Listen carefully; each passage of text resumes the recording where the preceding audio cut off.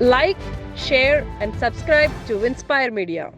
ఇవాళ మన రాష్ట్రం చాలా క్లిష్ట పరిస్థితుల్లో ఉంది కాబట్టి ఈ జరగబోయే ఎన్నికల రణరంగంలో మన భవిత కోసం అలాగే మన రాష్ట్ర భవిత కోసం మన భావితరాల భవిత కోసం మనం పోరాడవలసిన ఇదొక మహాకురుక్షేత్రం మహాయుద్ధం मैं हिंदुस्तान हूँ हिमालय मेरे सरहदों के निगहबा और गंगा मेरी पवित्रता की सौगंध तारीख के इंतजार से मैं अंधेरों और उछालों का साथी हूँ और मेरे खाक पे संगे मरमर आने में चादरों में लिपटी हुई ये इमारतें दुनिया से कह रही है कि जालिमों ने मुझे लूटा मेहरबानों ने मुझे संभाला नादानों ने मुझे जंजीरें पहना दी और मेरे चाहने वालों ने उन्हें खान फेंका सारे जहां से अच्छा हिंदू सिता हमारा हम बुलबुले हैं कि इसके ये गुल सिता हमारा ఇలా మత సామర్థ్యానికి అలాగే సర్వమత సౌభ్రాతృత్వానికి ఒక ప్రతీక మన దేశం. ఇవాళ మరి నాన్నగారి దగ్గర నుంచి కూడా మనం గుర్తు చేసుకోవాల్సిన అవసరం ఉంది. వాళ్ళ పరిస్థితులు అలా ఉన్నాయి. మరి ఆనాడు నాన్నగారు ముందుగా అటువంటి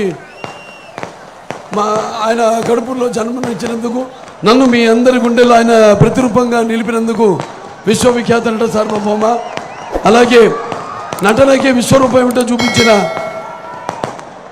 నటసింహం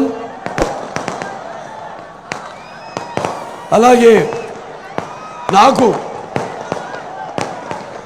గురువైన అంటే తండ్రే కాదు గురువైన నా దైవమైన నందమూరి తారక రామారావు గారిని ఒకసారి తలుచుకుంటూ ఎందుకంటే చాలామంది ఇప్పుడు ఈ తరం వాళ్ళు ఉన్నారు చరిత్ర తెలుసుకోవాల్సిన అవసరం ఉంది. చరిత్ర చాలా మనం ఇంకా లోతుల్లోకి వెళ్తే అన్నాడు సతి కోసం ఎవరు మన ఇచ్చిన మాట కోసం సతి నమ్ముకున్నాడు హరిశ్చంద్రుడు లేకపోతే తండ్రి మాటకే కారడవులు కేగాడు శ్రీరామచంద్రుడు లేకపోతే అన్న సేవలు ధరించాడు ఆ అన్న సేవకి అంకితమయ్యాడు లక్ష్మణుడు లేకపోతే భర్తే దైవంగా భావించింది ధరించిపోయింది సీతాదేవి చాపగుడితో సమతను నేర్పాను నాటి పల్లనాటి బ్రహ్మన్న మేడి పండులా మెరిచే సంఘం గుట్టు తిప్పాను వేమన్నా వితంతువుల విధులు మార్చలు వితంతువుల విధి వ్రాతలు మార్చి బతుకులు పండించే టంగుటూరి తెలుగు భారతిని ప్రజల భాషలో తీర్చిదిద్దని వేమన్నా స్వతంత్ర భారత రథసారథి సమరాలు దుఃఖే నేతాజీ సత్యాగ్రహమే సాధనముగా స్వరాజ్యమే తెచ్చే బాపూజీ గుండెకెదురుగా గుండె నిలిపాను టంగుటూరి ప్రకాశ పంతులు గారు అలాగే తెలుగు వారికి ఒక రాష్ట్రం కోరి ఆహుతి అయ్యాను అమరజీవి పొట్టి శ్రీరాములు గారు. ఇవన్నీ మనం చదివాము చాలామంది మనలో చూడలేదు పుస్తకాల వరకే పరిమితం అయ్యాము. మరి ఆ తర్వాత మనం చూసింది 82లో మన అన్నగారు నందమూరి తారక రామారావు గారు తెలుగుదేశం పార్టీని స్థాపించడం ఆ తర్వాత స్థాపించిన 9 నెలలకే రాజ్యాధికారాన్ని దక్కించుకోవడం అలాగే అంతవరకు ఈ యొక్క అధికారంలో పదవులకు దూరంగా ఉన్న బడుగు బలిగిన వెనుకబడిన తరగతులు అలాగే మైనారిటీలు అయితేనేమి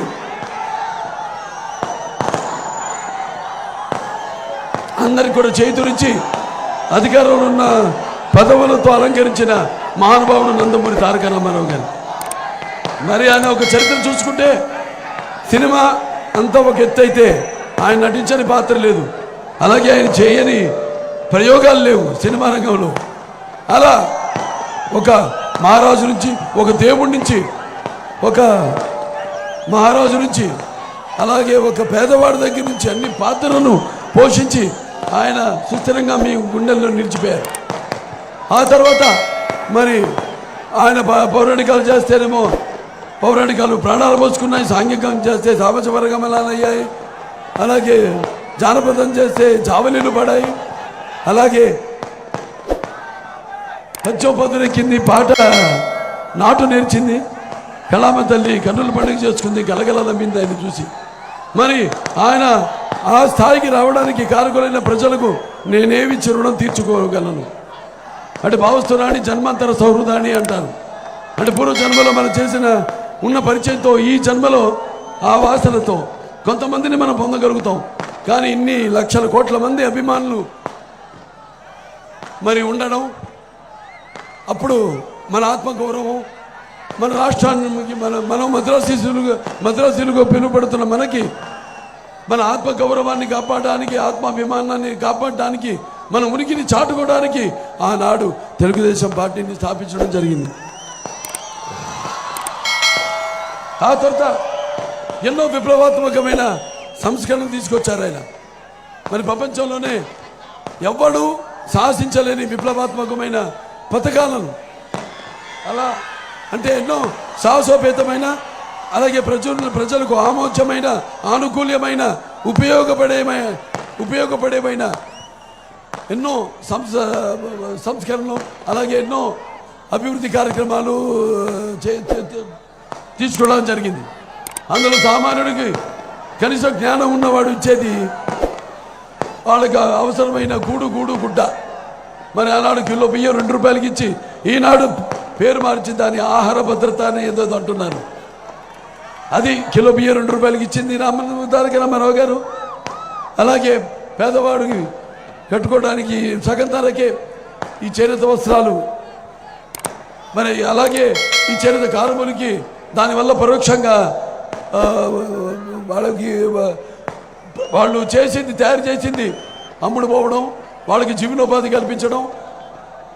అలాగే పెన్షన్ ఆనాడు 30 రూపాయలు వృద్ధాప్య పెన్షన్తో మొదలైంది. అలాగే current bill unit horse power 50 రూపాయలకి, అలాగే భూమిశిస్తు రద్దు, అలాగే ఒక సామాజిక విప్లవం తీసుకురావడం, అంటే మండలాలు ఏర్పాటు చేయడం అయితేనేమి, అలాగే ప్రజల వద్దకు పాలన దానివల్ల తీసుకురావడం, ఇలా ఎన్నెన్నో చేశారు ఆయన. అలాగే రాజకీయాల్లో మహిళలకు రిజర్వేషన్ అయితేనేమి, బీసీలకి రిజర్వేషను, అలాగే ఎస్సీలకు రిజర్వేషన్ అయితేనేమి, అలాగే ఎన్నో ప్రాజెక్టులు, తెలుగు గంగ, హంద్రినివా, సుజల స్రవంతి, లేకపోతే ఈ గాలి నగిరి కానివ్వండి, ఇవన్నీ కూడా ఆయన మానసిక పుత్రికలే. అక్కడి నుంచి అలాగే ఈ యొక్క మండల్ కమిషన్ పెట్టి ఆ మండల్ కమిషన్ సిఫార్సుల్ని అమలు చేయడం, అలాగే సర్కారీ కమిషన్ ద్వారా ఈ వాళ్ళ సిఫార్సులు అమలు చేయడం, ఇలాంటివి ఎన్నెన్నో కార్యక్రమాలు చేపట్టారు Nandamuri Taraka Ramarao. Like, share and subscribe to Inspire Media.